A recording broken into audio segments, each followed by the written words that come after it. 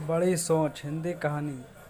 अत्यंत गरीब परिवार का एक बेरोजगार युवक नौकरी की तलाश में किसी दूसरे शहर जाने के लिए रेलगाड़ी से सफ़र कर रहा था। घर में कभी कभार ही सब्जी बनती थी, इसलिए उसने रास्ते में खाने के लिए सिर्फ रोटियां ही रखी थीं। आधा रास्ता गुजर जाने के बाद उसे भूख लगने लगी और वह टिफ़िन में से रोटियां निकालकर खाने लगा। उसके खाने का तरीका कुछ अजीब था। वह रोटी का एक टुकड़ा लेता और उसे टिफ़िन के अंदर कुछ ऐसे डालता मानो रोटी के साथ कुछ और भी खा रहा हो, जबकि उसके पास तो सिर्फ रोटियां थीं। उसकी इस हरकत को आसपास के और दूसरे यात्री देखकर हैरान हो रहे थे। वह युवक हर बार रोटी का एक टुकड़ा लेता और झूठ-मूठ का टिफ़िन में डालता और खाता।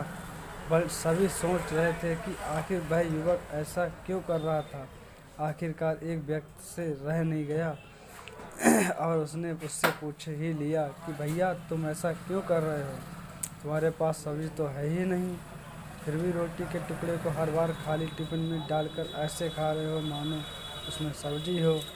तभी उस युवक ने जवाब दिया, भैया, इस खाली ढक्कन में सब्जी नहीं है, लेकिन मैं अपने मन में यह सोच कर रख रहा हूँ खा रहा हूँ कि इसमें बहुत सारा अचार है। मैं अचार के साथ रोटी खा रहा हूँ। व्यक्ति ने पूछा, खाली ढक्कन में अचार सोचकर सूखी रोटी को खा रहे हो, तो क्या तुम्हें अचार का स्वाद आ रहा है? हाँ, बिल्कुल आ रहा है। मैं रोटी के साथ अचार सोचकर खा रहा हूँ और मुझे बहुत अच्छा भी लग रहा है, युवक ने जवाब दिया।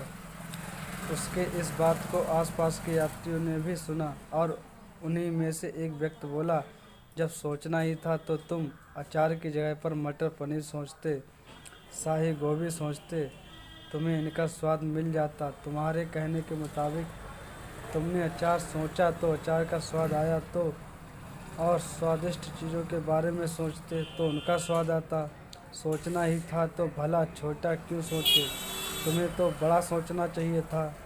मित्रों, इस कहानी से हमें यह शिक्षा मिलती है कि जैसा सोचोगे वैसा पाओगे। छोटी सोच होगी तो छोटा मिलेगा, बड़ी सोच होगी तो बड़ा मिलेगा।